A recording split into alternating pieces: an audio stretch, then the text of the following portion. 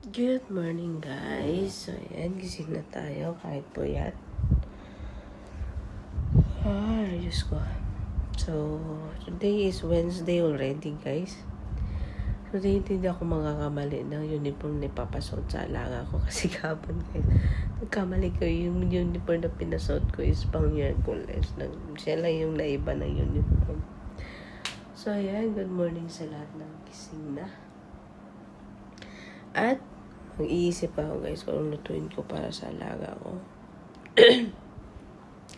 Ang katilang lalamunan ko, guys. Ayan. Kitchen time muna tayo. So, ayan. Good morning, everyone. So, mga gising na. Tara pang matulog, guys. Bye.